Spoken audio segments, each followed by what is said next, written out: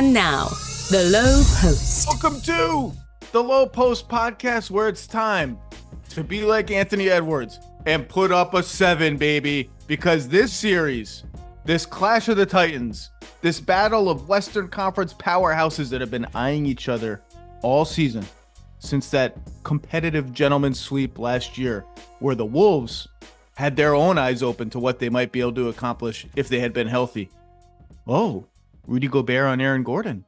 That's interesting. That stressed him out a little bit. Imagine if we had Jaden and Nas and the Nuggets said, oh, yeah, we beat him in 5, but they kind of stressed us out more than any other team we played in our run to our first title in franchise history over a bunch of low playoff seeds, be that as it may.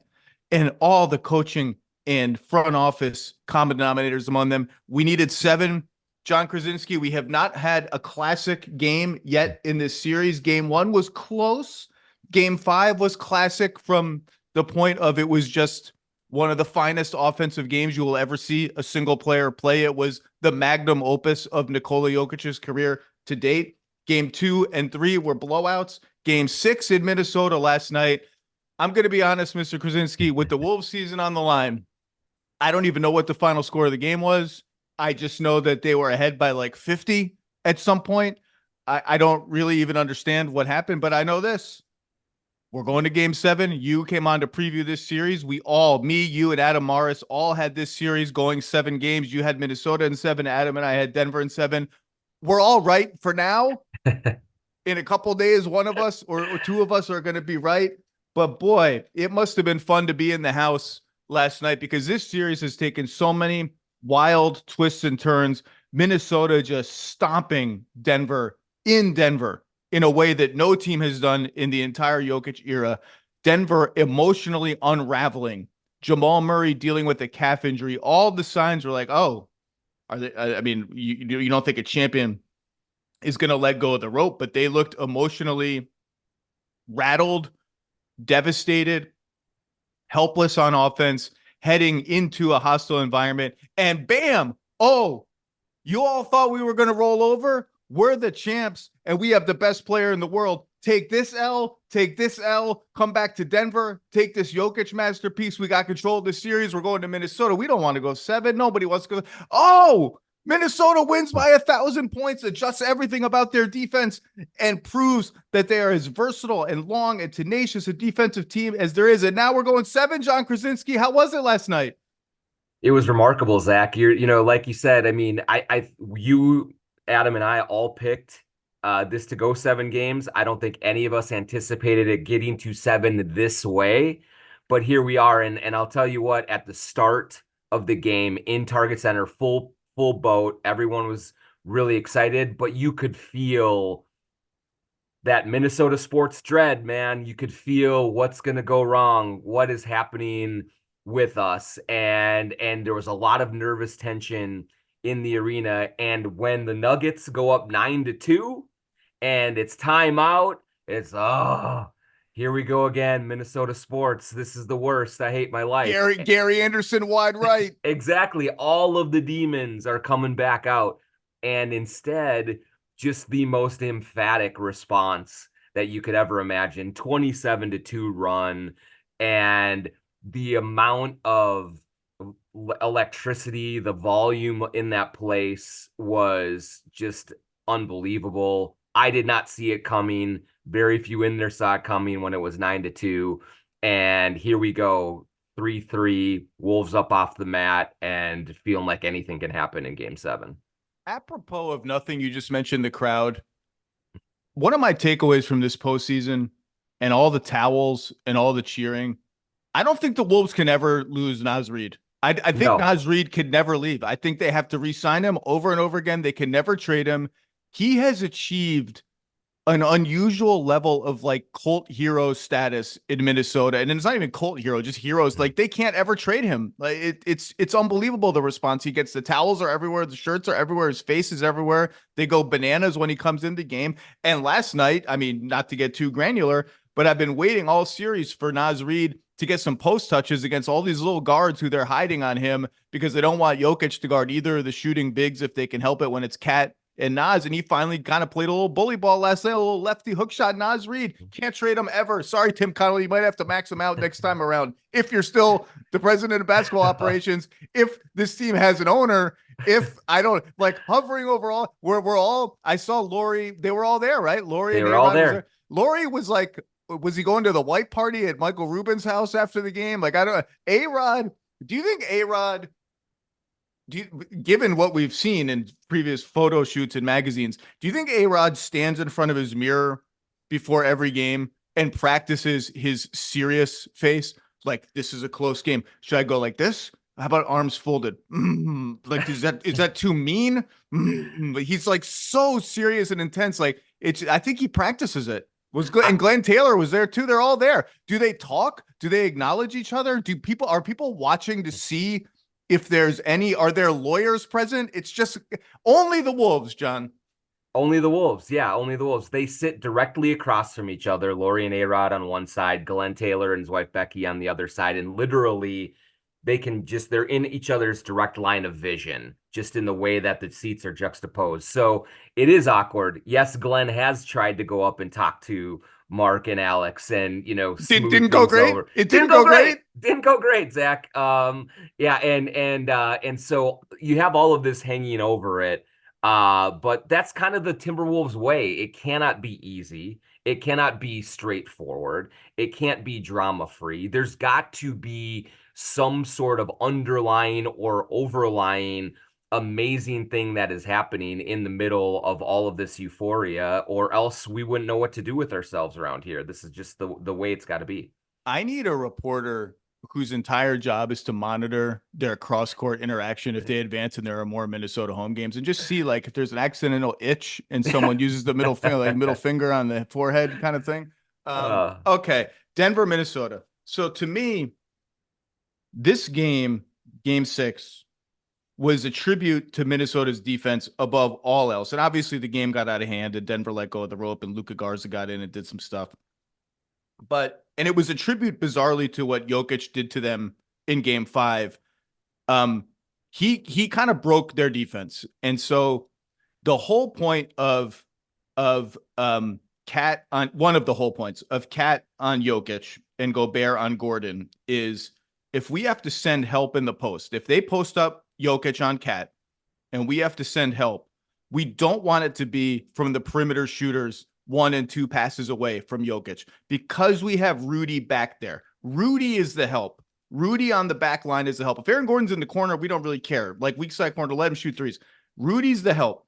His job is to step up and contest the Jokic post up. And if we have to send extra help, it's the guy behind him so that the only pass Jokic has is to the weak side corner. And we can fly and rotate to that. We're not rotating 1 pass away, 2 passes away. That's too easy. And Jokic eviscerated them so badly, whether it was Cat or Rudy or whoever, that they just said, to hell with that. We got to double him every time he touches the ball. It doesn't even matter who's on him. Rudy, Cat, doesn't matter where Rudy is, doesn't matter what defense we're in. We're doubling him every time, like the Lakers did, with such ferocity that not only are they doubling when the entry pass is in the air, the rotation to the guy that they're doubling off is already in motion, and the rotation behind that is already in motion. We're just doubling every time. And it felt like 9-2, whatever. It felt like surrender. It felt like he broke us. He beat us. He's solved every defense. Their pick and roll attack is solved to some degree. The Gobert on the back line on Aaron Gordon gambit that the Wolves liked, but it wasn't surrender. What it was faith in their versatility, in their stamina, in their ability to double and rotate out of that with size and speed and make them swing and swing and swing and say, we're going to milk the clock and we're going to be there. You're going to make some shots against it. We'll mess up a couple of times, but we are going to make you earn it. And we can play this way too. And it was a phenomenal defensive performance, starting with Anthony Edwards on Jamal Murray. The whole game basically said, I'm taking this assignment. This is my assignment the whole game. And by the way, Mr. Krawczynski, one thing they did a little bit in this game, and I think they should do more in game 7, is one of the bonuses of that matchup is that Jamal Murray is sometimes stuck on Anthony Edwards when Minnesota gets the ball, and they're starting to hunt that and peck at that a little bit more, and I think they should do that. But I just want you to zero in on their defense because this is the chess match of the playoffs. We beat you doing this. You got to do this. We beat you doing this. You got to do this. Here's the counter to this. Here's the counter to that. And at some point, you reach the point where you think all the moves have been made, and one team has won out in the chess match, and the chess match is over. You've reached end game, and this is just how the rest of the series is going to unfold. I think Oklahoma City, Dallas may be at that point. Tim MacMahon's going to come out and talk about that shortly. And this wasn't at that point. Minnesota said, oh, you got us backed into a little corner. I got some counter moves still. It was an awesome performance. And although none of the games have been down to the wire nail biters quite yet, I've enjoyed the hell out of this series, and I'm glad it's going 7. It's been an amazing series with so many swings and momentum, and getting to that defense that you're talking about, Zach. Where I want to start first and foremost is Karl-Anthony Towns. The way that he, more than any of the other bigs that the Wolves have, the defensive player of the year included, succeeds in holding his ground against Jokic when Jokic is backing him down. I think it's been the most effective play that the Wolves have toward trying to start that double team action. What we saw with Jokic against Gobert in Game 5 was that Jokic can move Gobert wherever he wants to move him, anytime he wants to do it. And the reason that the Wolves got into trouble is that Karl-Anthony Towns was in foul trouble early, had to come out. No, Karl-Anthony Towns was in foul trouble? Who would have thought? Who would have thought? I know we say it every time. My man, you're going to commit some fouls on defense. Can you not full court press for no reason and commit a foul? Can you not just like offensive set foul. The stupidest illegal screen? It's Game 7, Cat. And he has stabilized in these last 2 games after kind of a hectic 5 of 18 performance. What was that in game 4? Yeah, on Mother's Day. Yep. He's stabilized. I thought he only had 10 points last night, but I thought he played a really calm, nice game. 5 assists, only 1 turnover. My man, just chill. 1 game, just chill out. Yep, that's it. And Anthony Edwards said as much after the game. He's like, I cussed Cat's ass out to not get in foul trouble, because when you get in foul trouble, we lose. When you are not in foul trouble, we win. And Ant has been saying that publicly a couple of times. He said it in the Phoenix series as well. But to have that as your base start, where Karl-Anthony Towns there, he seems to hold his ground well. That pushes Jokic out on the first touch a little bit further, which makes it easier to double from the top and to bring, whether it's Ant, to bring Nikhil in on him, whatever it is. And then you get a defense that is very connected and communicates well, scrambling and rotating behind that double. And I don't think that the Nuggets have seen a defense that connected.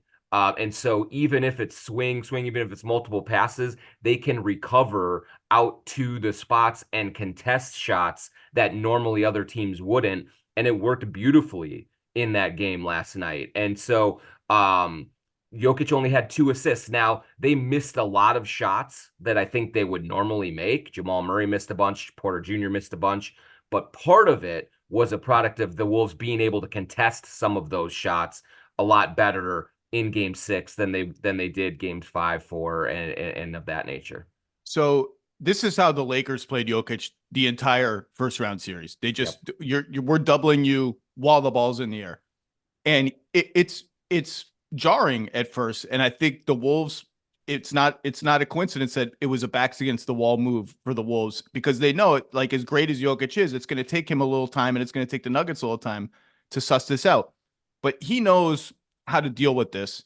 And you saw him, like, he's going to use pass fakes to try and get the rotations to like half start and bait them. They're going to repost the ball over and over again to see kind of if anyone messes up in the rotation. And even like when Jamal Murray was 1 pass away, the Nuggets got a bucket when Jokic just hit Murray 1 pass away. And instead of making the swing pass that the Wolves expected, he faked the pass, got the defense to jump, and then drove into the lane, hit Aaron Gordon for a layup. There was one possession in the third quarter where Jokic had 3 post touches in like a 6-second span. Post up, double, hit KCP, fake pass, repost, kick out, repost again. And the defense was all over it to the point that he had to like go baseline and then hook this pass across the court to Michael Porter Jr., who missed a 3. It's just a fascinating battle. and the Wolves were up to it. You mentioned Jamal Murray hurt his elbow early in the game. He's been banged up with the calf. Look, 4 of 18. He has 7 free throw attempts the entire series. Mm-hmm. Michael Porter Jr. has 18 points combined in the last 3 games. I want to say that again. Michael Porter Jr. has 18 points in 3 games on 7 of 23 shooting. I mean, he's a good barometer for their team, and they've won 2 of those games, obviously, but they're going to need a Michael Porter Jr. game. And by the way, one of the reasons that frenzied double teaming worked was when the ball got to Michael Porter Jr., he was not ready mentally to make the right read in a snap. He had a couple of plays where one more pass to the corner, and there was a corner 3-point shooter that was open because Aaron Gordon was setting a flare screen, and he kind of looked at it and hesitated, put the ball in the, and that's it. Like that's it. The defense is reset. The possession is toast. They need more out of those guys. And by the way, I tweeted this last night. I X'd this last night. Denver's starters in this series, the best starting lineup in the NBA for 2 years running. I'm giving them that credit over Boston's starting 5 this season because they won the title. Yeah. Is minus 50 in 110 minutes in this series. And I understand Murray's dealing with some stuff. Lots of people are dealing with some stuff. I understand there's been a couple of fluky, weird blowouts, including last night. I never would have imagined there was any circumstance playing the freaking Monstars in Space Jam, playing the 92 Bulls, playing the 96 Bulls, playing whoever, the Globetrotters, that the Denver starting 5 could go minus 50 in 110 minutes, minus a point almost every 2 minutes. Never would have imagined it. And by the way, although it's extreme in this series, they're now minus 23 overall for the playoffs. They were barely treading water against the Lakers in that series. And a lot of it is just Murray, who is shooting 39% in the playoffs, 31% on 3. And he's made the 2 biggest shots of Denver's playoff run. But overall, that's the number one reason that this lineup is struggling. And MPJ's been up and down. It's a remarkable stat. And the flip side of it is Mike Conley's return last night was gigantic. And we can talk about how that unfolded. Minnesota in this series with Ant and Mike Conley on the floor, with their 2 best playmakers on the floor. And I don't think it's a coincidence that it's with that second playmaker around Ant that all of a sudden they can stress Denver's defense in a way that they could not in Game 5 without Conley. Conley and Ant plus 64 in 131 minutes. What did you see? And Ant, I don't think it was a coincidence. First question out of the gate last night. I think you asked it. Yep. What changed? And tell people what he said for people who haven't seen the clip.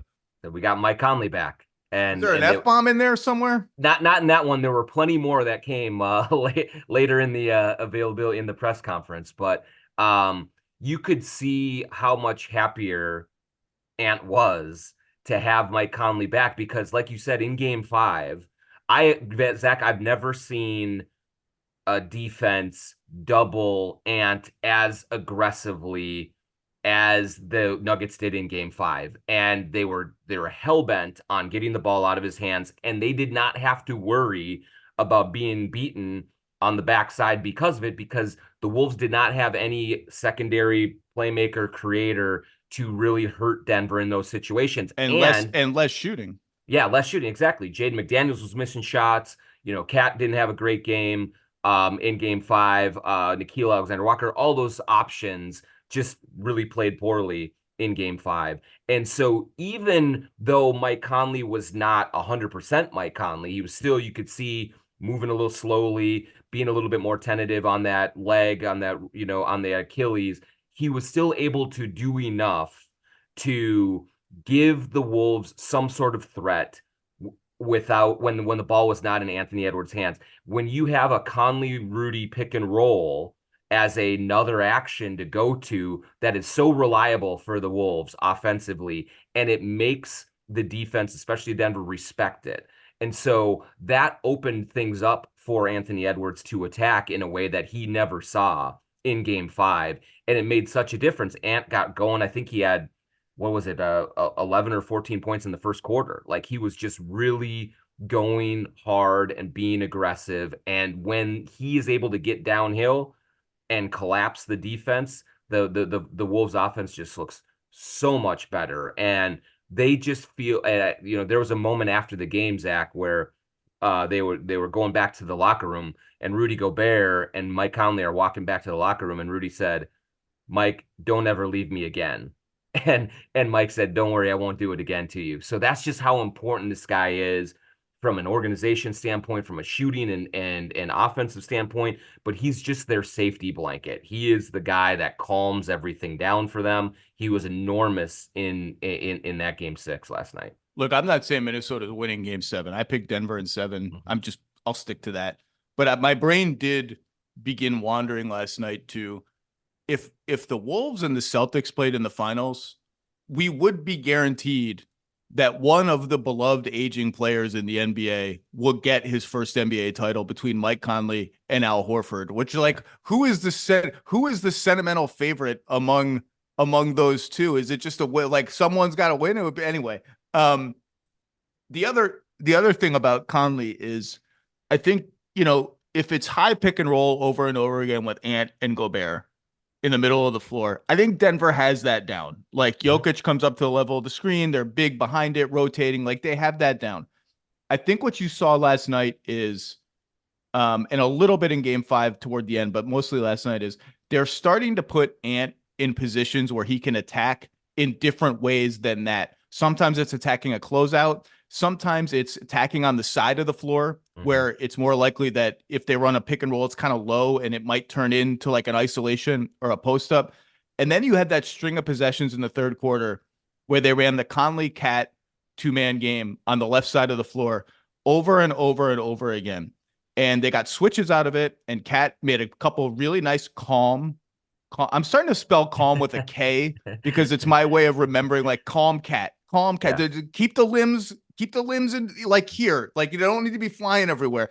But what that also did was when they doubled there on that switch and Cat got the ball moving, it found Ant and it found him with a favorable matchup because the rotations had swung everybody around. Okay, I got Michael Porter Jr. in front of me, no screener, defense is scrambling. I'm just going to go. I'm going to dispense with any kind of screen. I'm just going to isolate. And I felt like they put him in more positions to go one-on-one. I'd like to see them even call more plays for him to catch the ball at the nail with KCP on him and sort of get back to bully ball a little bit. But I thought they mixed it up in allowing him to attack without a screen. There was even one play where someone was coming to screen for him and he was like, no, I'm just going to go one-on-one. Another play, he saw the double coming from his left side and went away from it to his right and blew by in the first quarter for like a nice bank shot layup. It was a great Ant game. And I think Conley unlocks that kind of variety that they need to get him some touches that aren't just they're loading to the ball on the pick and roll over and over again. Yeah, and one of the other things that it does, Zach, is it gives Ant license to be even more aggressive with his own shot. I think that in game 5 with Conley on the bench, and Ant said it as much after the game, he felt an obligation to try and move the ball and get others involved and be the lead playmaker and get the offense moving in addition to looking for his own offense. And that's a lot for anyone, but especially a 22-year-old who is still learning this whole game. And so when Mike Conley is in the game with Ant, he said, he's like, Mike's job is to get everyone else involved. I can just go. Like I'm going to, if the ball's coming to my hands, I'm going to get it and I'm going to go and I'm going to look for my shot. And I think that unlocks an aggression in Ant that is so important with his physicality, with the bully ball mentality that the Nuggets have not been able to really find an answer for when he is in that mode. And so I think that there were times in game 5 where Ant was walking a line and straddling the fence between, okay, I got to move the ball, I got to get the good shots for my teammates and all of that, and I got to pick the right spots to go for myself. This time in game 6, he was like, Mike's on the floor, he will get everyone involved. When the ball comes to me, if I have a favorable matchup, I'm going, and that's what he did, and it was really effective.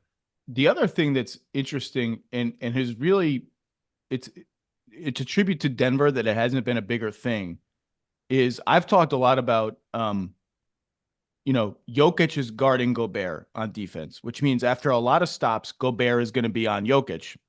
And I think Denver prefers that to the other way around, if only because Gobert is not in help position anymore. And they can start running the Murray Jokic 2-man game and get Rudy moving around in space.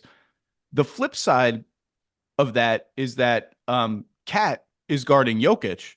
And so after stops for Minnesota, there should be more possessions when Jokic is stuck on Cat, which is a matchup that Denver wants to avoid because he don't want to be chasing Cat outside on the perimeter.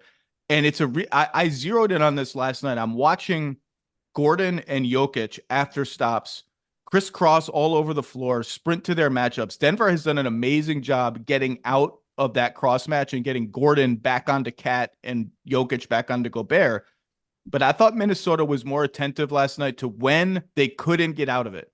When Cat was on Jokic, when Jokic was on Cat, run Cat stuff, run Cat pick and roll, run Cat motion stuff, get him moving and see what opens up. And I think that's one of those things where the margin of error in this series and in these play at this level is so thin that every time they get that, they got to be really attentive to it and find something out of it. But Denver, to their credit, has really been good at getting Jokic out of that. And even, like I said, he'll guard Kyle Anderson or Jaden McDaniels and Nikhil Alexander-Walker when it's the Cat Naz Reed combo. But that's an interesting little chess match in amid a lot of interesting little chess matches. Yeah, and I think one thing that you can see in that regard is anytime that the Wolves think that they can draw Jokic out and make him work defensively, it's a win for them because this is a long game and they want to have some sort of physical element to add to the defense for Jokic because he is in such great shape and he plays so many minutes. Is there a way to even try to wear him down a little bit? And that's a way. The other thing that they're clearly targeting offensively when they can is they believe that if they get to the paint, they are scoring. There is just not any rim protection there. Jokic doesn't want to do it. He doesn't want to pick up any fouls around the rim. So if Jokic is the closest defender and they are going to the rim, it's usually a bucket for the Wolves. And they did not do enough of that, or they couldn't unlock enough of that in 5 and sometimes struggled in 3 and 4 as well. But last night they were able to get to that sort of matchup a lot, and there was just no resistance at the rim, and you can do a lot of damage there. And whether it is Jokic, whether it's, like you said, Naz Reid on Jamal Murray, whether it's Cat back in KCP down, if they can get into that 4 or 5 foot range, they feel really good about being able to convert those possessions into points. Well, this is what this is why we all do this job. Absolutely. Is to watch two teams of this level. And by the way, win or lose game 7 for the Wolves, like if they got to keep the team needs to be together, pay the tax, whatever it is. Like I don't care if they lose by 40 in game 7, they have stressed the Nuggets like nobody else in the NBA. Keep it together. But this is why we do this, to watch two great teams push each other to the limit. And I mentioned how Minnesota tweaked its entire defense, overhauled its entire defense for game 6. Maybe that doesn't work as well in game 7 when Denver's ready for it. You're going to need every tool in the box now, every single tool in the box. It might be 3 possessions of this, 4 possessions of this. You need everything. You need every counter in the bag. And that's where you want a great playoff series between great teams to get to, is where you need both these teams need to bring everything they've got, which brings me back to Gobert and the Gobert discourse after game 6, which I'm not that interested in talking about. Jokic cooked him. There's no way around it. It is what it is. They didn't send help, and that's what happens if you don't send help in the post against Jokic. He's going to cook you. To me, the more interesting subplot of that is I think the Wolves know and Denver knows their best defense is with Gobert on Gordon, not on Jokic. And that's not because Gobert is a stiff and he can't guard Jokic in the post. Nobody can guard Jokic in the post. It's because of how dangerous Gobert is as a helper along the baseline. And when they flip those matchups, all the passes open up for Jokic. Like when Gobert's not back there, all of a sudden Gordon's getting dunks. The help rotations are a little more frenzied. that base defense is, to me, the best answer any team has had to Denver over the last 2 seasons. And it's a tribute to Jokic that even in playing that base defense in game 6, they still doubled him in the post against Cat from one pass away. But what you will see when they play that way is with Gobert on Gordon, is when they run that Murray Jokic pick and roll. On a lot of those pick and rolls, and you saw it really to an extreme degree last night, they're just going to let Murray go. They're not going to help off of Jokic because they do not want him to catch the ball in the pocket with the defense in rotation. And then you have the cat and mouse game between Murray and Gobert on the back line. And Gobert won that game last night, forced some floaters, contested some layups. In games 3 and 4, Denver was really good at getting enough separation that pocket pass to Jokic was there. And then the cat and mouse game becomes Jokic versus Gobert.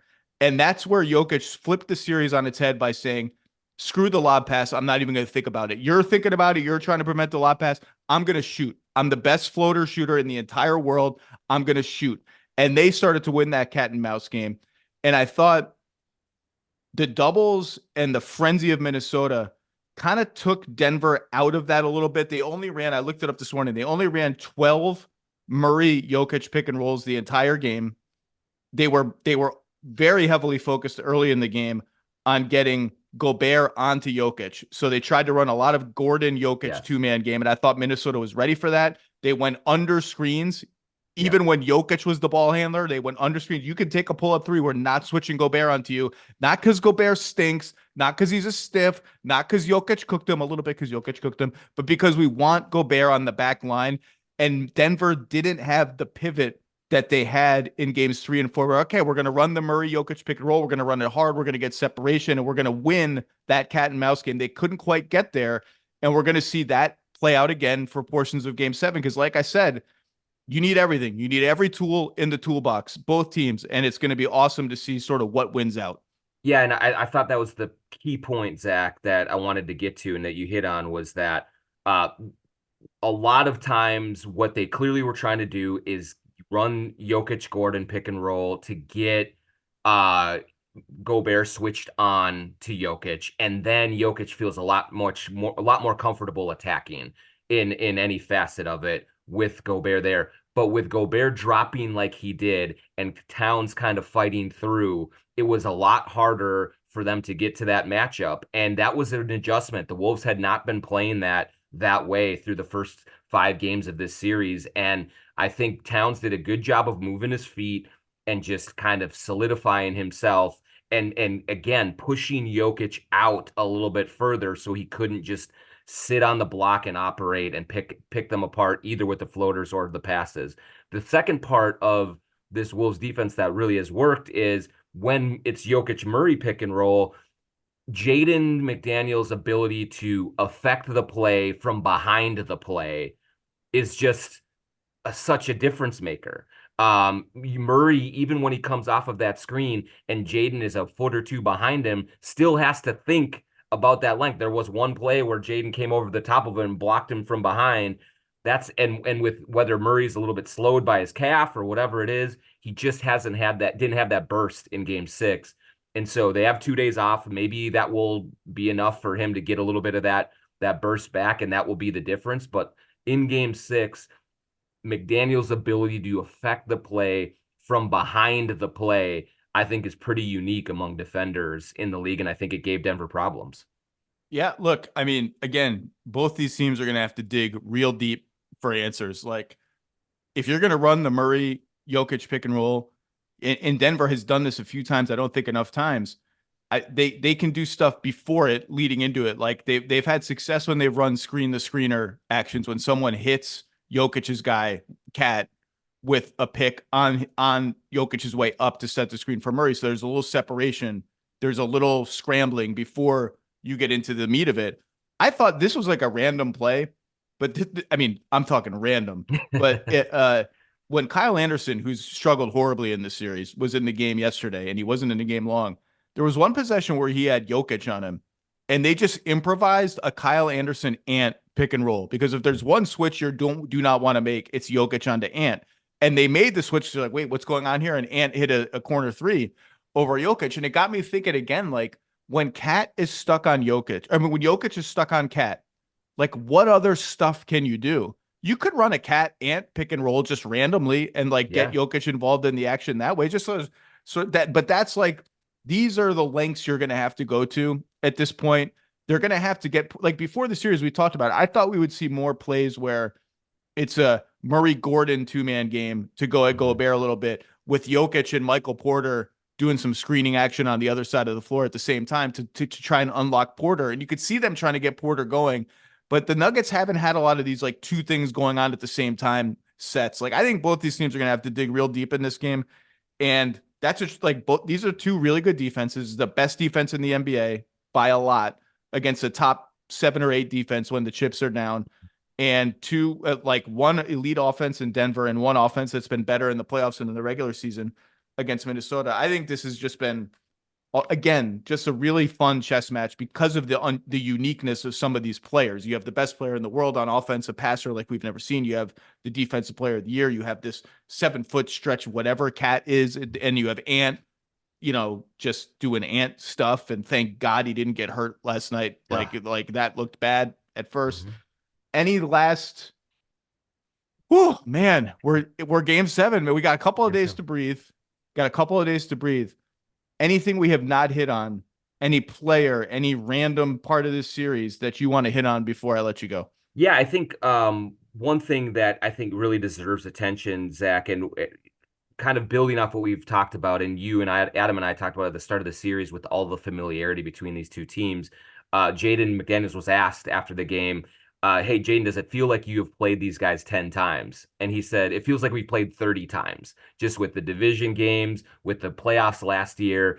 Like they know each other so well. So you're right about them digging deep. And I thought Jaden McDaniels was a game saver in game 6 from an offensive standpoint. He has not shot the ball well at all playoffs, really. 8 for 10 from the field, 3 for 5 from 3. And being able to attack off the dribble a little bit, get to the lane, get those makeable little pull-ups that he is able to do, that element was not there the earlier part of the series, and they are such a different offense. Chris Finch likes to say that Jaden McDaniels is a barometer. When he gets 10 shots, it's usually a great thing for this Wolves offense. And so he came through kind of out of nowhere last night. Of all the ways that I expected the Wolves to have success and win that game, in game 6, Jaden McDaniels 21 points and going 8 for 10 from the field was not it. So we'll see if that's sustainable or not. But if they can get that kind of aggression and production from him, it just makes them so much harder to guard, and it gives them another option that Denver has to think about. And so it was just an enormous night from him. Well, last Sunday, Mother's Day, I celebrated with a 6 a.m. flight to Chicago for the draft combine. This Sunday, not going to make up for it, honey. I'm going to sit down and luxuriate in game 7 of Minnesota-Denver. You're welcome to join me. Everyone's welcome to join me. It's game 7. Close the laptop. There's no game 8. There's no more adjustments to make. John, enjoy it. Your coverage has been amazing. There will be more coverage of the Minnesota Timberwolves from you at The Athletic either way, win or lose, off-season questions, or on to the Western Conference Finals against the winner of Oklahoma City, Dallas.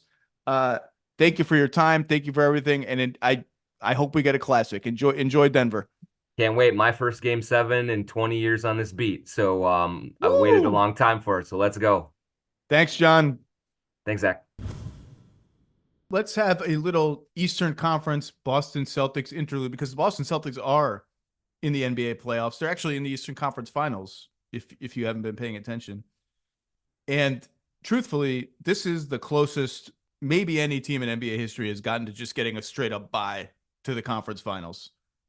They got Miami without Jimmy Butler and Terry Rozier, and then a whole bunch of other people by the end of the series. And now they got Cleveland 4-1. Cleveland's done. Jared Allen out the whole series. Donovan Mitchell out the end of the series. Karis LeVert out the end of the series. Just a mash unit of guys. And so, yeah, I mean, Boston's in the playoffs. They're in the conference finals for the 6th time in the last 8 years.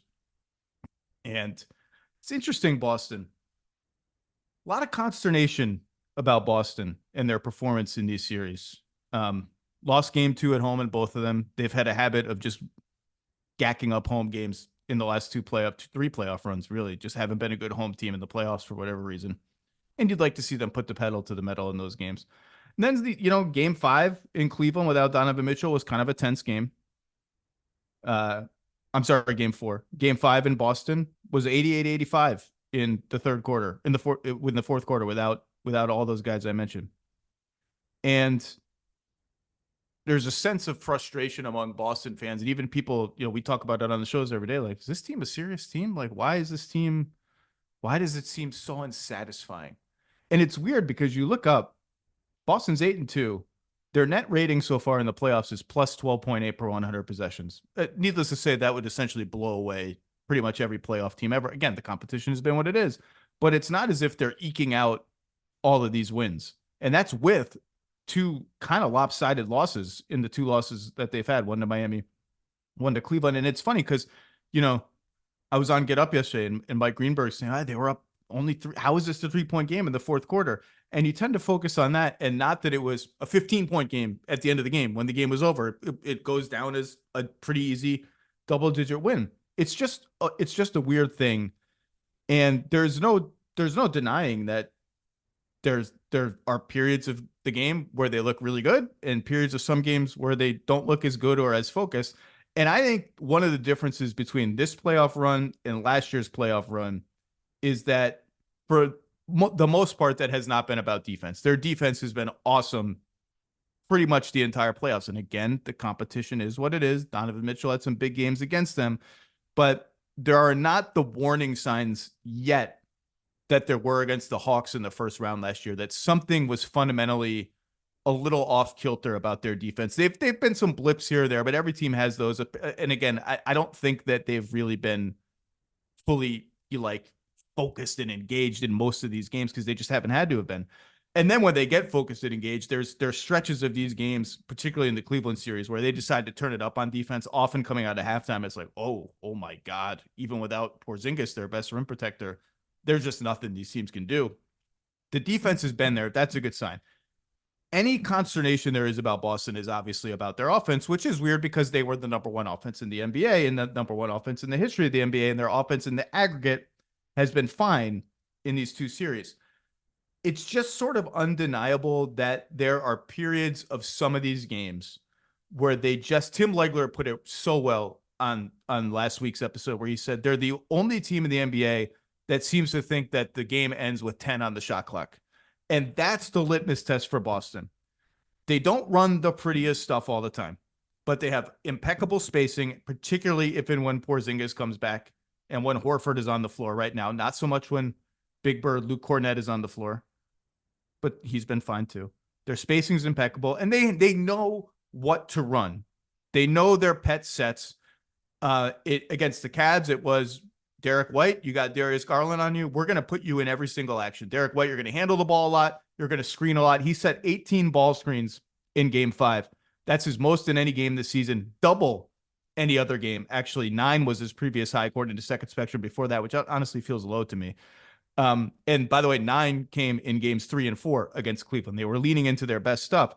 The litmus test is, that's cool. You did that. First of all, can you do that with 17 on the shot clock or 18 instead of 10? Can we get into it?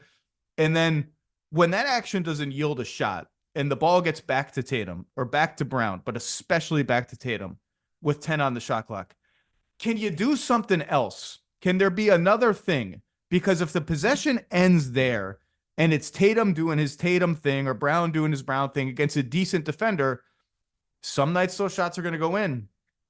Some nights they're not. And you can just get better stuff. And I thought if you watch game 5 against Cleveland, it doesn't have to be fancy. In that situation, over and over again, there was a little lull, and then the ball would find, let's say Jaylen Brown had the ball. This happened a lot. Jaylen Brown has the ball, 10, 11 on the shot clock. First action hasn't gotten you anywhere. Jaylen Brown holds it for, it's not fancy. It's not fluid, but he's got it. And you say, okay, you know what? Derek White, come up for another screen. You got Darius Garland on you, come up again. Let's just run the same thing.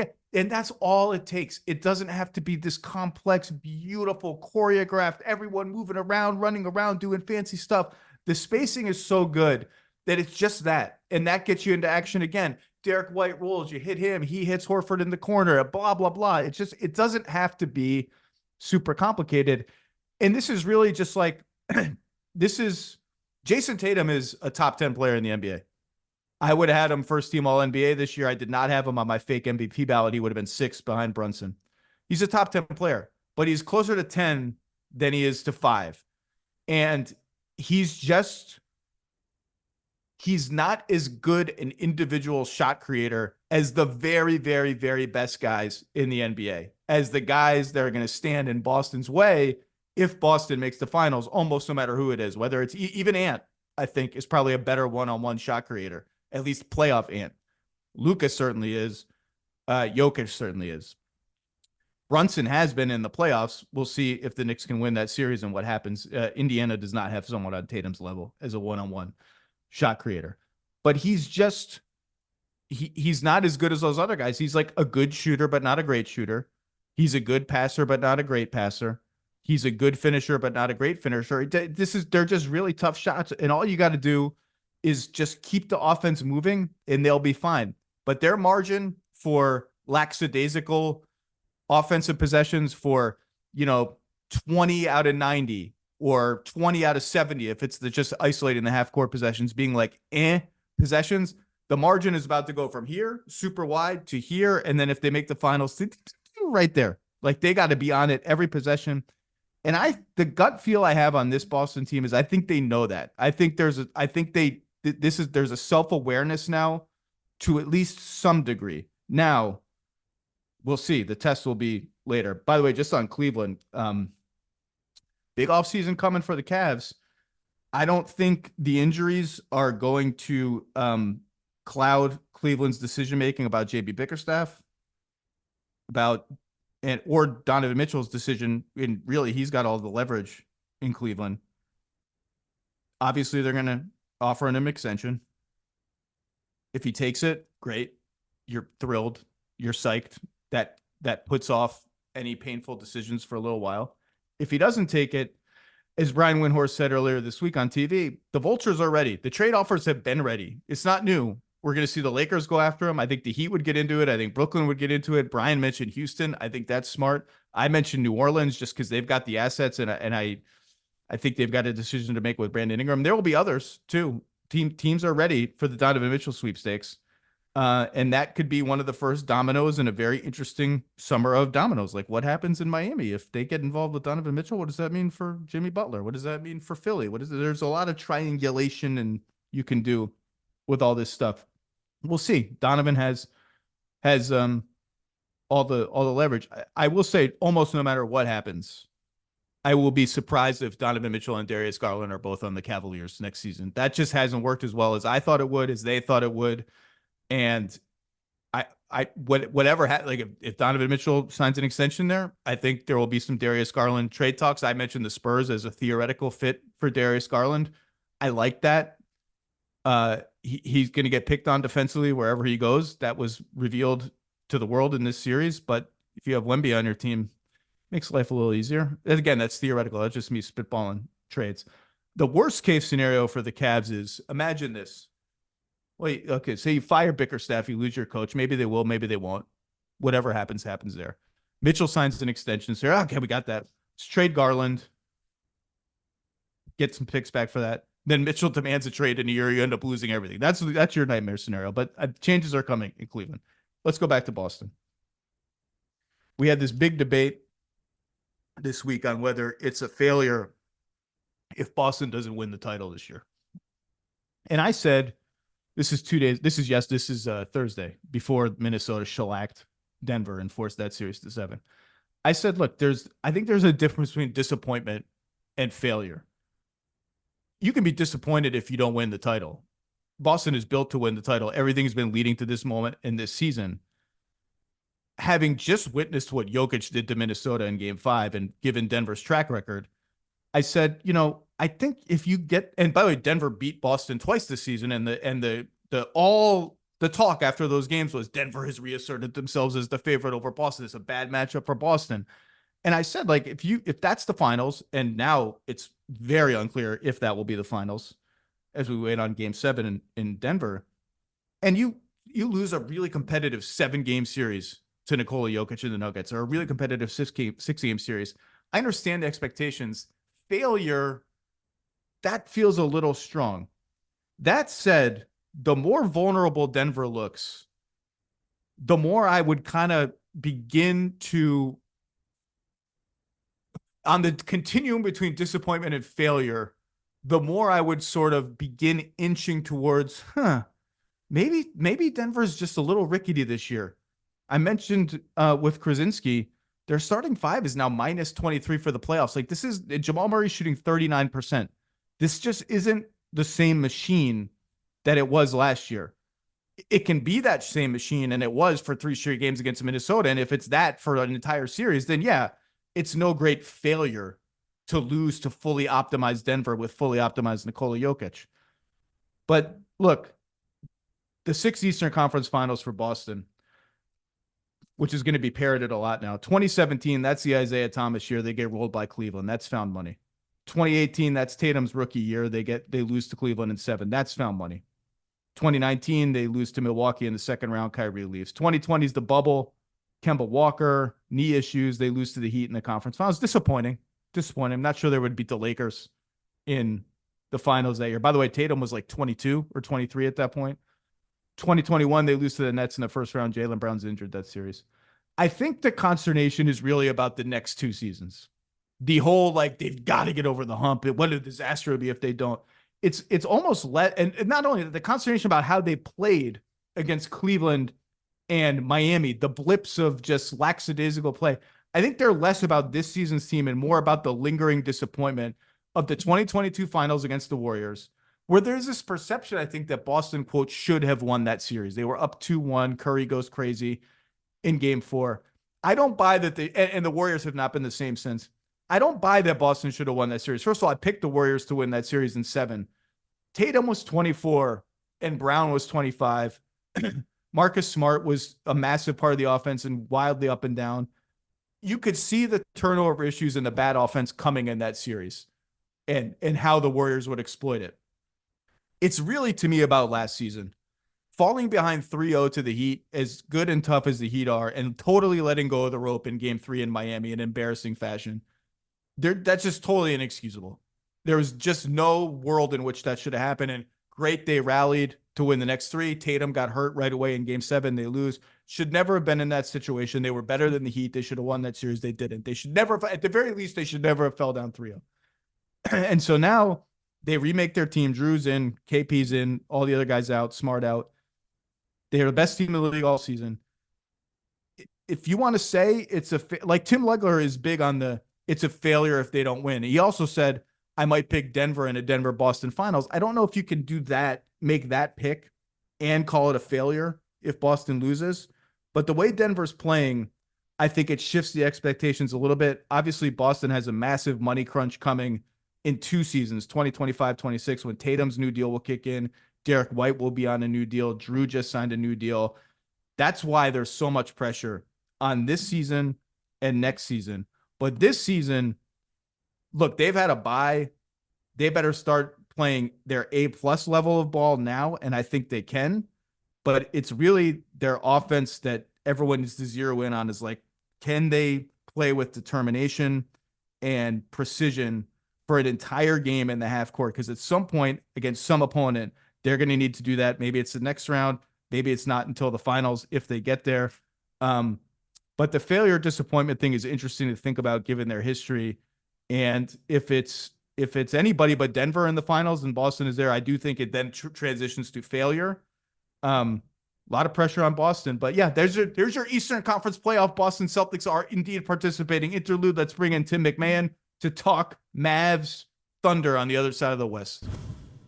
All right, let's bring on Tim MacMahon to talk about Scottie Scheffler's arrest at the PGA Championship. Tim, do you have any takes on this? It's an unfortunate moment for one of the many Highland Park Scots in the sporting world, but probably about as much analysis as I have. All I know is that Shooter McGavin is not letting any cops stop him from getting onto a golf course. That's all I got. Mavs, Thunder, Tim MacMahon, 3-2 Mavs. Game 6 is tomorrow, Saturday. Been an interesting series.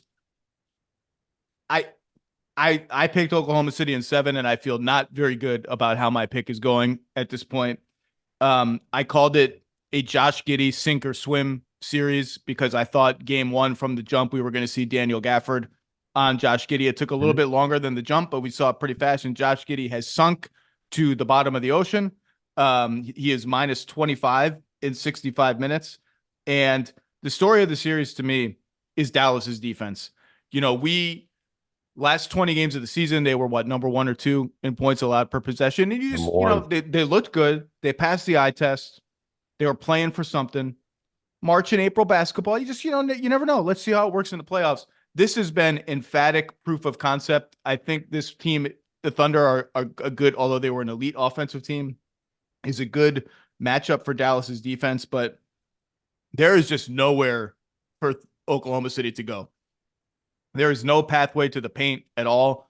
The Mavs are just everywhere, rotating on a string. They're switching and rotating out of that. Derek Lively is sometimes playing kind of a one-man zone that I think has confused Oklahoma City a little bit. But even when they get matchups that are quote-unquote favorable, like, oh, Shea's got Luka on him, he's going to drive him, the help is there. The help behind the help is there. The help behind that help is there. All the arms are spread wide, and it's just like, oh, there's just nowhere for me I got to kick it over to Dort for a contested 3 or Chet for a contested 3.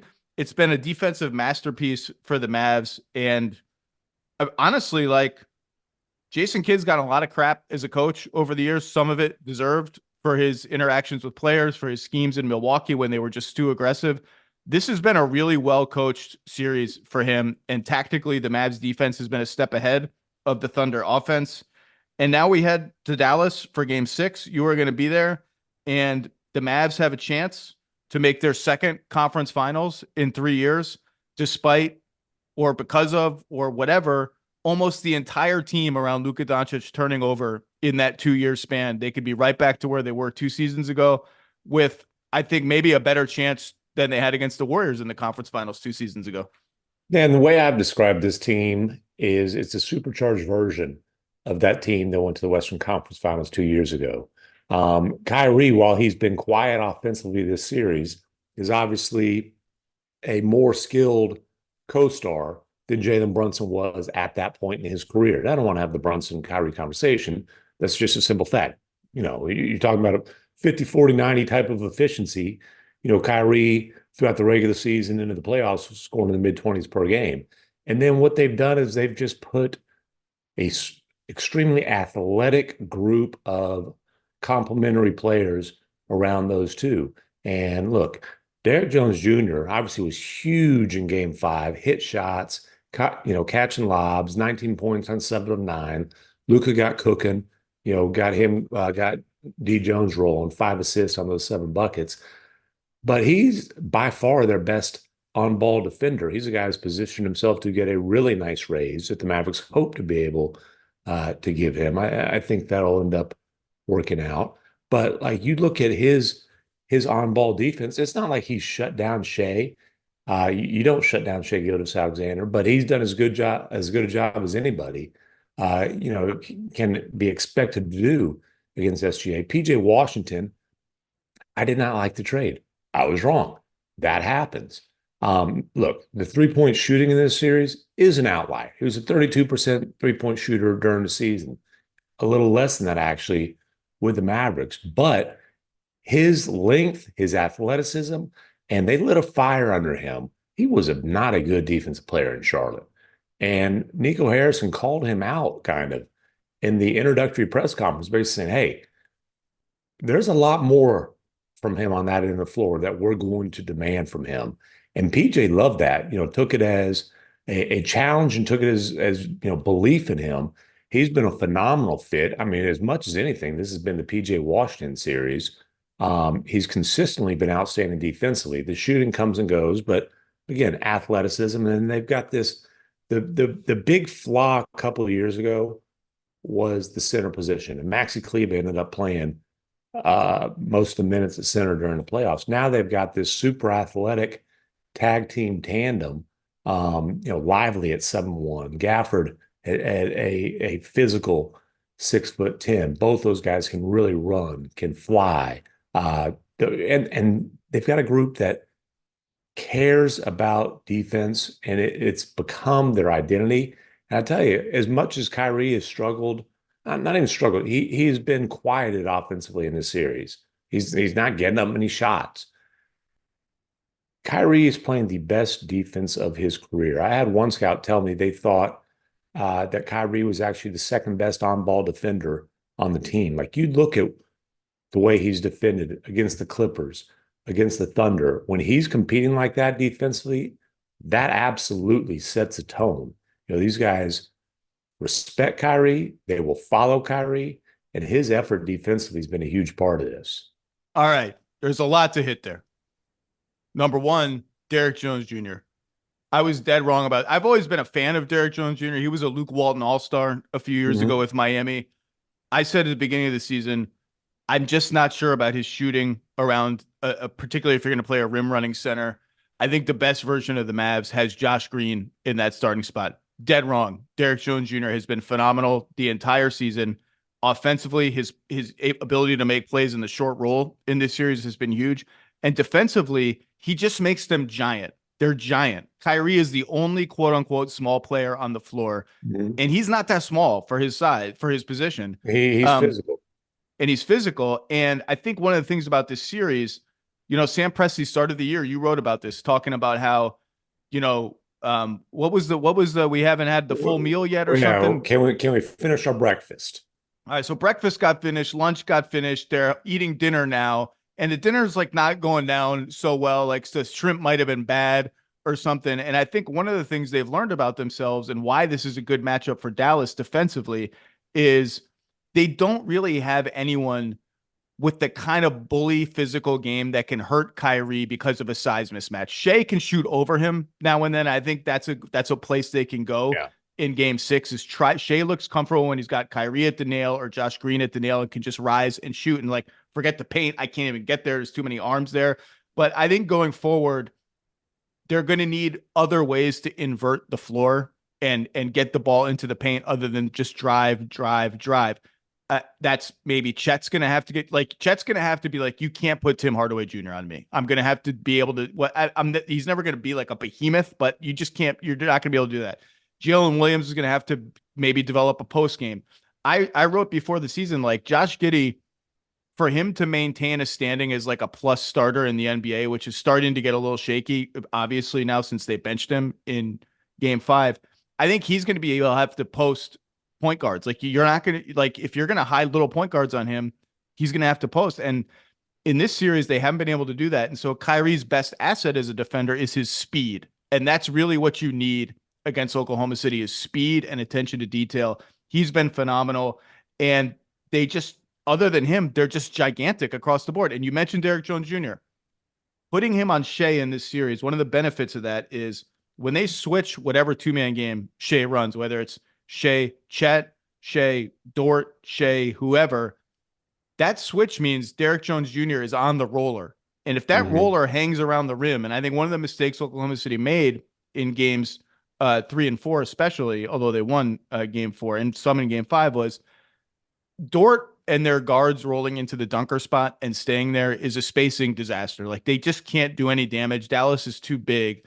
And down the stretch of game 5 and for parts of game 5, they kind of reorganized their spacing so that if there was someone in the dunker spot, it's Chet. It's a big guy. It's someone who can finish oversized. But having Derrick Jones Jr. there has been huge. PJ Washington, I went back and I listened to a couple of the podcasts we did about the Thunder, and I listened to a couple of snippets of when I went on the Down to Dunk podcast with Andrew Schlecht, because I remembered when I was sitting there thinking about, okay, who could OKC trade for? Because remember, I wanted OKC to make a trade so bad, make a win now trade so bad. Oh, they did. They got Gordon Hayward. Oh, we'll talk about Gordon Hayward. I'm not sure we're going to see Gordon Hayward in the NBA next season. I'm not sure we've seen him in these playoffs. It's actually sad. He's clearly Haven't so seen him in score.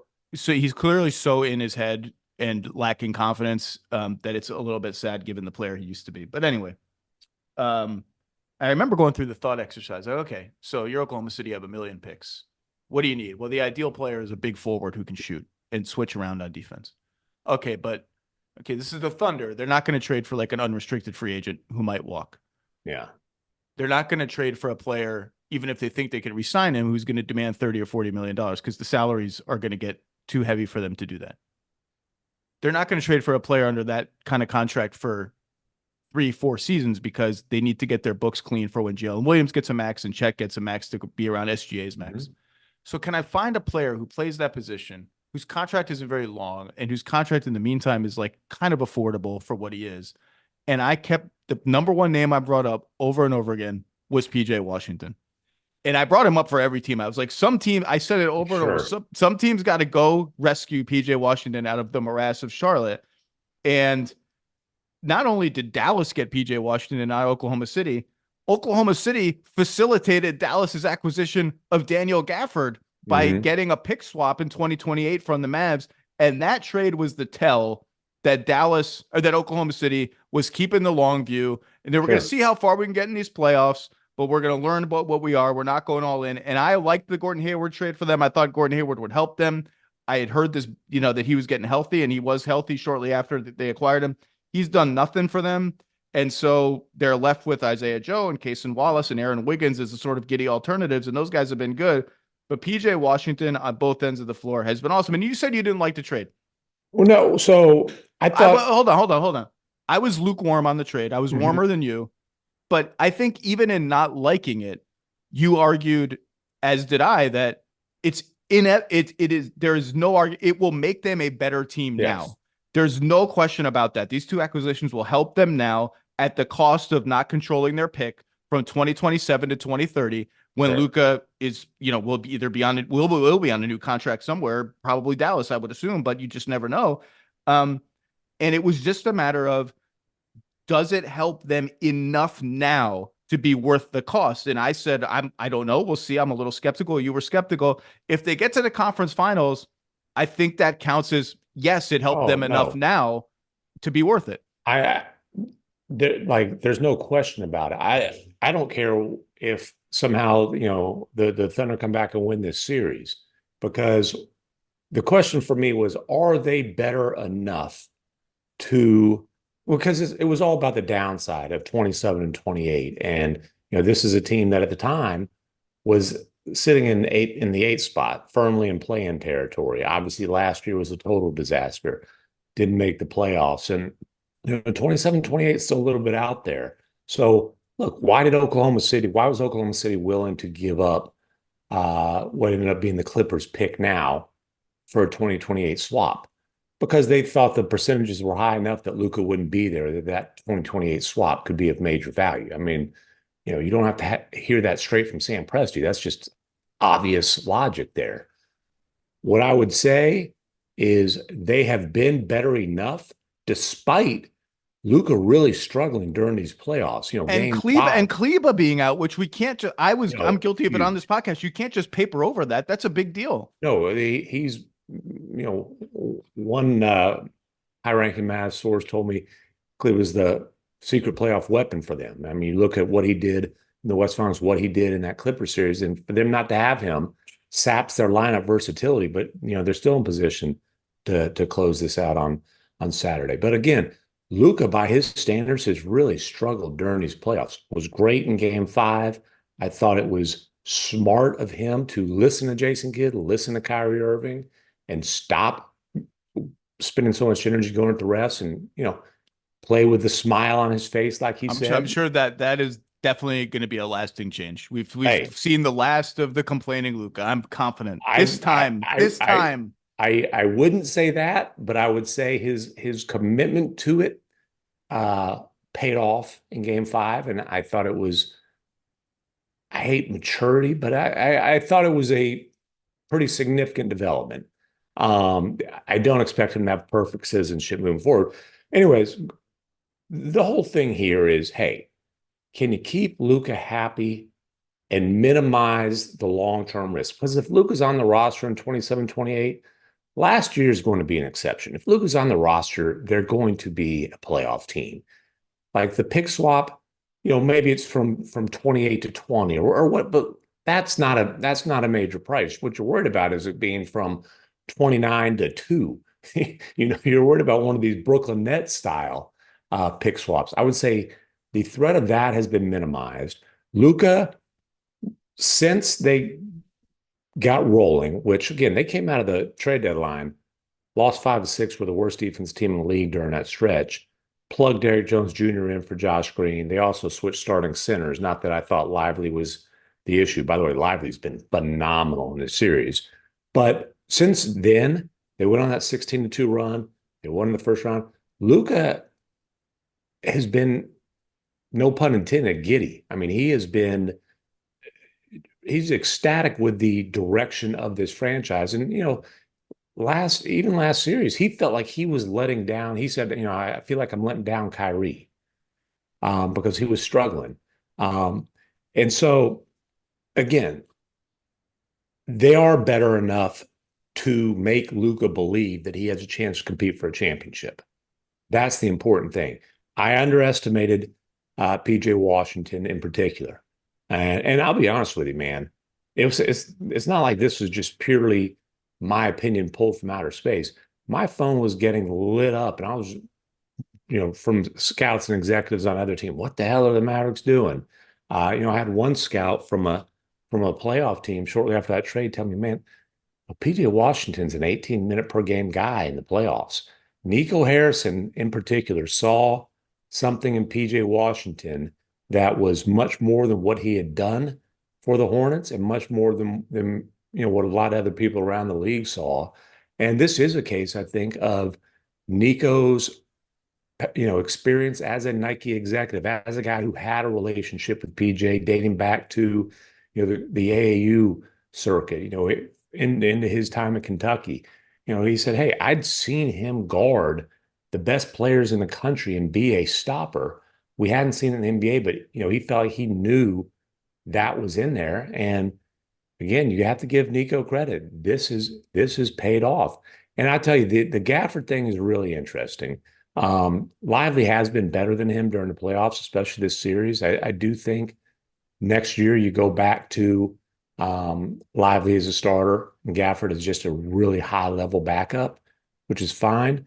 At some point, Sam Presti's probably going to stop doing business with teams he might run into during the playoffs, right? Like they're a number one seed that operated as a rebuilding team, and I don't mean that as criticism. It's just, they've literally had one bucket scored by a player older than 25 during this entire postseason. Tim, you could very easily make the case that right now, May 17th, 2024, every single player they traded for Gordon Hayward would be more productive for their team right now than Gordon Hayward. Vasily Micic would be helping their team. Trey Mann would be helping their team more than Gordon Hayward. Davis Bertans. I'm just saying, Gordon Hayward's a zero right now. Zero. Those guys can give you minutes. Those guys can give you minutes.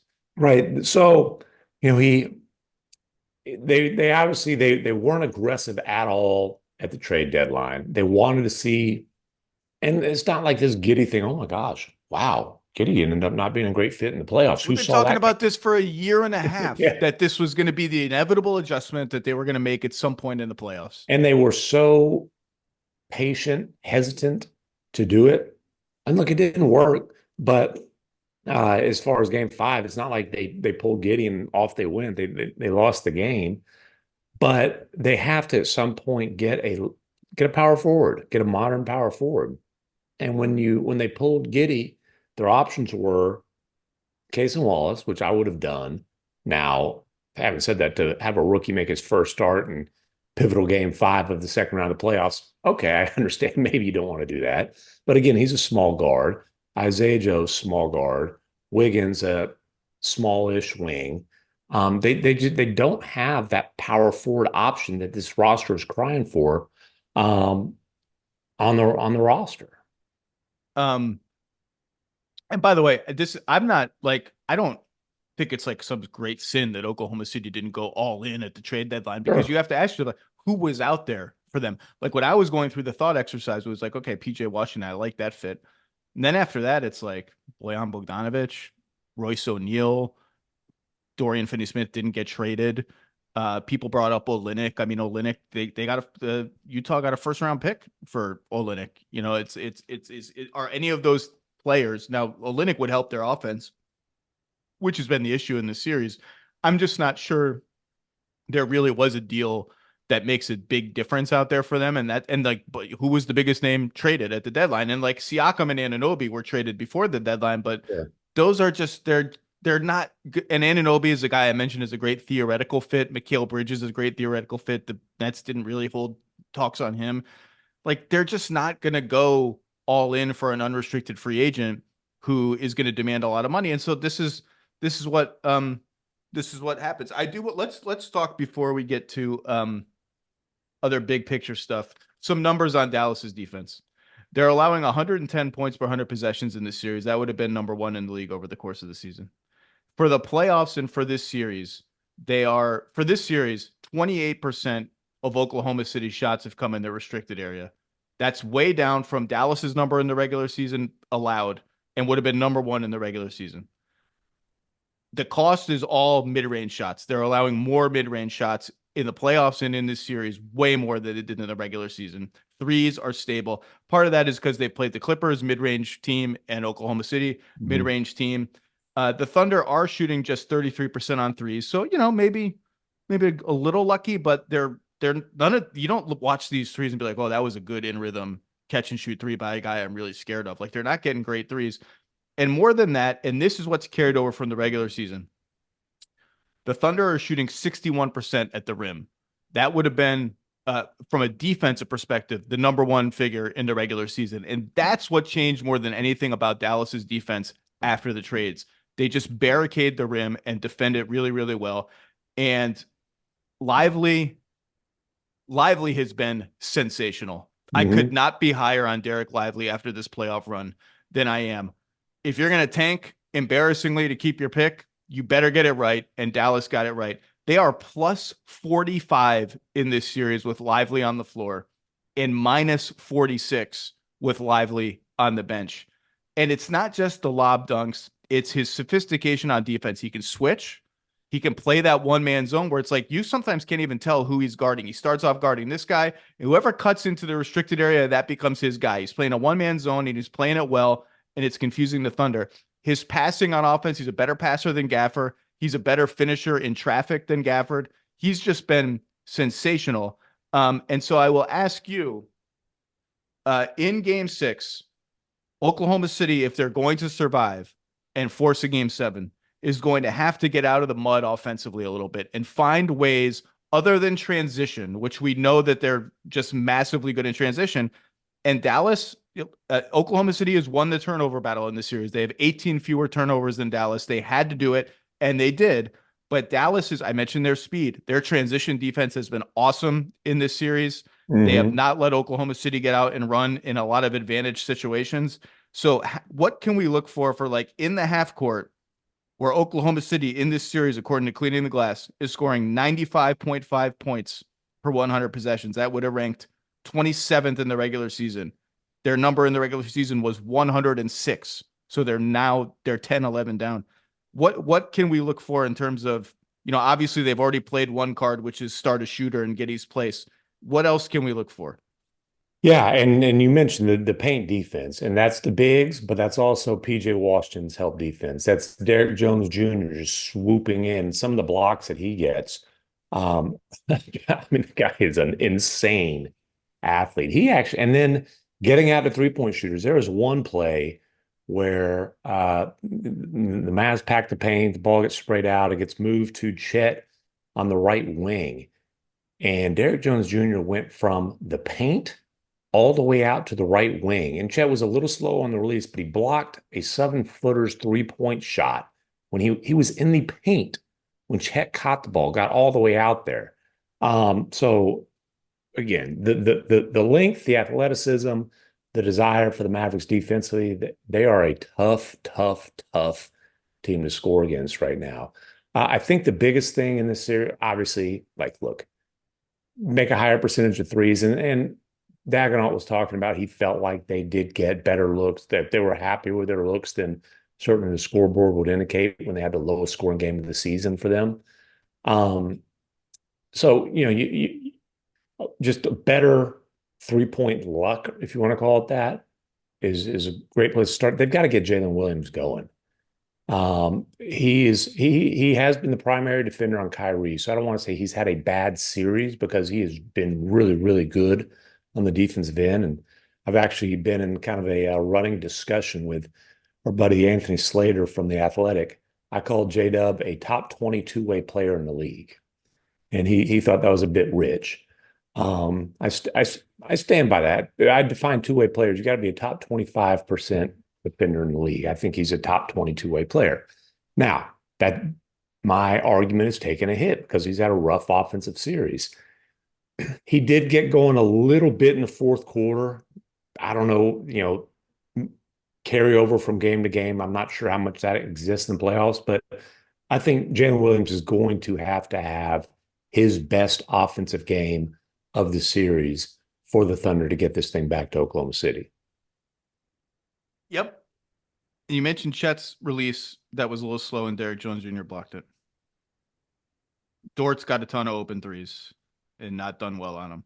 He's also got a bunch of contested ones, some of which have not hit the rim. And I think one of the things that Dallas has done in this series is we're going to treat essentially everyone other than Isaiah Joe as a borderline non-shooter. And by the way, that includes Shai Gilgeous-Alexander. When he's off the ball, the Mavs will sag off of him, even if he's one pass away from a driver, because they know he's just not going to get up a three real fast. He's going to catch it and dribble and try to figure out where to attack next. Chet, they're not worried about shooting threes. Dort, they're not worried about shooting threes. And so that's been smart. As far as adjustments, go ahead. It's also playing against the percentages from the regular season, though, because Dort was almost a 40% three-point shooter. Chet, for a lot of the years, was in the 40s. I do think playing all 82 has caught up to Chet. I don't think he's got the same, like, his shot looks flat to me. Now, he hit two huge threes in the fourth quarter of Game 5. Dort also hit a huge three in that fourth quarter after, Shai took over, kicked after the, 4 straight shots Shai hit, kicks one out to Chet for the go-ahead one. A couple of possessions later, kicked out to Game 4, right? I'm sorry, Game 4, yes. But Chet's only 5 of 20 from 3 in this series. Again, 2 huge ones in that fourth quarter. Outside of that, he is 3 of 18. So here's their hope to me, and I don't feel very hopeful about it from their perspective. If they're going to bench Giddey again, which I think they should bring him off the bench again if they play him at all, and they're going to start a shooter in his spot. The Mavs said, okay, like for the most part, we're going to have our centers guard Chet, which is the point of our previous adjustment was to not have that so we can switch. And I think, and they opened the game in Game 5 like this, I think they just got to spam Shai Gilgeous-Alexander, Chet pick and pops, and Jalen Williams, Chet pick and pops, and just see if they can get the Mavs defense moving in a way that's more like backpedaling, rotating, scrambling, and just see, like, can Chet make a couple of pick and pop threes that gets them to maybe send a third guy rotating at him. And then that opens up our rotations. Then you sneak in like, okay, I'm not going to take a three this time. I'm going to roll to the rim. And to Dallas's credit, they have defended that really well. Even when Gafford's been on Chet, even when Lively's been on Chet, sometimes they've switched and said, okay, see if you can attack us this way. We still think we got enough long limbs around. Sometimes they've dropped and rotated around that and been fine. Like that hasn't hurt them the way that it hurt the Pelicans in the first round when they had Valanciunas on Chet Holmgren, and it was just completely untenable for them to play that way. And other, like, I talked about clearing out the dunker spot a little bit, at least of wings. I think they also have to just attack early in the shot clock. Like when before all 5 Mavs are back, if they can get an early attack, that's fine. One thing I also like that they've done is when Shai gets Luka, right? And that's the only really weak matchup and Luka's been defending his ass off in this series, but Shea can beat him off the dribble. Well, especially when Luka's playing on a bad wheel or Yeah. And they load up to that. And then Shea's like, well, I can't get anywhere. There's just bodies everywhere. I got to pass the ball. You're allowed to pass it back to him once the defense rotates out of that. And they've done that. Like when they pass it back to Shea and he attacks right away, they've gotten something out of that. But I don't think, like, I've looked at Dallas's defense, the way they've played every game. It's just going to be hard. They're going to have to make a lot of tough shots and, maybe some tweaks here and there. But this defense is legit. The Mavs have built a real defensive team. This is a real defensive team. And it's funny, it became a real defensive team as soon as they got Derrick Jones Jr. back in there. But obviously the trades for Gafford and Washington were huge. And these were two guys who were playing on historically horrible defenses in Charlotte and Washington that were actually statistically worse with them on the floor. But look, they both talked about this. Basically, you get to a situation where you actually have something to play for, and there's a different level of motivation. It's breathed life into them, and they've breathed life in the Mavericks. And Jay Kidd is, like the only time Jay Kidd has really been popular with Mavericks fans as a coach is when he told me to write some positive stuff. Picking on me is the only way it can be more popular.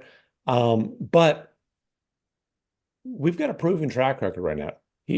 If Jay Kidd has the pieces on his roster, the Mavericks are going to be a good defensive team. A couple years ago, when they made the run to the Western Conference Finals, they were the number 7 ranked defense in the league that season. And this year, after it being an issue for a lot of the season, again, last 6 weeks of the season, they were the number 1 defense in the league. And so he's proven he can, along with Sean Sweeney and the coaching staff, he can get he can maximize good pieces defensively. And then he's got a great relationship with his stars, which, you can ask Darvin Ham and a lot of other guys. That's the most important thing in modern NBA coaching. So like Jay Kidd's extension was well-deserved. I think the 2 out of 3 years, he's done a really, really good job coaching the Mavericks. It's just the other year was a disaster all the way around. They've been awesome on defense. About relating to stars, I wonder if our colleague JJ Redick, I wonder if having a podcast rapport with a star help you at all? All right, JJ. You want that? All right. Couple other quick notes before we get to one big thing I want to hit with you. You got to go in 2 minutes. We can hit it on my own if need be. Number one, I've liked Oklahoma City's double big look with Big Jalen Williams and Chet Holmgren, because if our offense is not going to be good anyway, well, let's just get bigger on defense. Number two, and Jay Will has shot the ball. He's been one of their better 3-point shooters in this series. You're not losing anything spacing wise. Number two, I've liked for Dallas the Kyrie, Luka, Hardaway, PJ Washington foursome has survived defensively, and they're very dynamic offensively with those four. And the last thing, where you and I were both quite wrong, at least to date, was saying we wouldn't have traded for Kyrie under any circumstances. Oh no, Kyrie. We've already taken the L on that, and he's averaging 14 points a game in this series, and I think he's played awesome. Yeah, awesome. Well, I wouldn't quite go with awesome. I do think there have been times that have been crying for Kyrie to take over, but you know what? Down the stretch in Game 4, they went to him a few times and he missed some ISO shots, that's going to happen. And what was it? Game 3, he did take over a little bit down the stretch of the fourth quarter, but he has been patient. He hasn't forced anything. But again, Kyrie, his effort, his competitiveness defensively is huge. And him and Luka are the leaders of this team, but Kyrie is the vocal leader. He's the voice of this team. And I got to tell you, he has so much respect inside that locker room. And I've actually been I ain't gonna lie. When Kyrie got traded here, I was like, oh boy, my life's about to get complicated. I've really enjoyed, just on a professional basis, my interactions with him, just having him on in my home base. I think there's an appreciation that Kyrie has for the opportunity he has and the respect that he feels within this organization. He had a relationship with Nico. He had a relationship with Jason Kidd coming in. That is, I think, really kind of provided him a comfort level. And then him and Luka have developed this bond really this year that has been huge. And that relationship with Kyrie, obviously the trades and getting the pieces to fit around have been a big part, but Luka's relationship with Kyrie has been such a big thing for Luka in terms of just his mood, his happiness. And like he listens to him. And this is as great as Brunson is now. This is the first time that Luka has had a legitimate, hey, I look over at that guy and know that's a future Hall of Fame co-star alongside him. The question is, how long can Kyrie last? He told me he feels like he's just starting his prime at 32. Says he sees somebody getting better at 39. I think that's a pretty obvious reference. Well, he's in the best shape of his career. He's also missed quite a bit of games in the last 5 years, so maybe the legs are fresh. Yes, and I will say the games he missed this year, one, the heel contusion after the weird play where Dwight Powell fell on him, and then the other one was a sprained thumb. So they're not like age injuries. No, I wasn't sequencing this season's missed game. But again, just the whole when they made the trade for Kyrie, you're like, uh-oh, here comes the chaos. And then obviously things fell apart last year, but it wasn't cause and effect. And a lot of people, said, well, they got Kyrie, they fell apart. One led to the other. That wasn't the case. Kyrie has been such a huge part of the personality of this team. And I mean that in a very positive way. I've been surprised by that. But I don't think it's like a fluky thing. I think it's him utilizing the opportunity he has and just feeling respected, and it's been a really good mix. Our skepticism, and my skepticism for sure, was nothing to do with basketball on offense. Offensively, this was going to be a hand-in-glove fit. You can go back and listen to what I said at the time. They're going to fit beautifully on offense. It's been even better than I thought. Maybe this is Kyrie's basketball destiny, to go to another LeBron kind of player and be the second guy. He's a massively quick release, catch and shoot 3-point threat. And the two of them, you don't see it every game, but they have really good basketball chemistry. And just in that game 5, this is my favorite version of their chemistry. Luka, the 2 plays from game 5, one early in the game, Luka fakes a step back 3. Jalen Williams bites at it. Luka kicks it to Kyrie because he's picked up his dribble and then cuts into the lane. Luka likes that little give and go. Kyrie reads it, gives it right back to him. Luka hits Lively for the lob. Later in the game, same thing. Luka fakes that same cut, moonwalks back. Kyrie reads that, and Luka gets an open 3. And then down the stretch, you saw a whole bunch of Kyrie, Luka, 2-man game because Cason Wallace was on Kyrie, and they're like, you don't want to switch Cason Wallace onto Luka. He's too big. He's too strong. And they feasted out of that. They have great chemistry together. It's been I've said it over and over, it's been one of the best basketball stories of the season, is those two guys playing off of each other. They're plus 21 in this series with those two guys on the floor and minus 22. And that's with them only averaging 38 combined per game. Right. And Kyrie is averaging 7 dimes a game, which is a lot considering how ball dominant Luka is. But it's been awesome. All right, you got to go. Tim MacMahon, enjoy game 6. We'll see what happens. But you may be covering some home conference finals games pretty soon in Dallas. We shall see. Thank you, sir. I appreciate you, brother. Adios, amigos.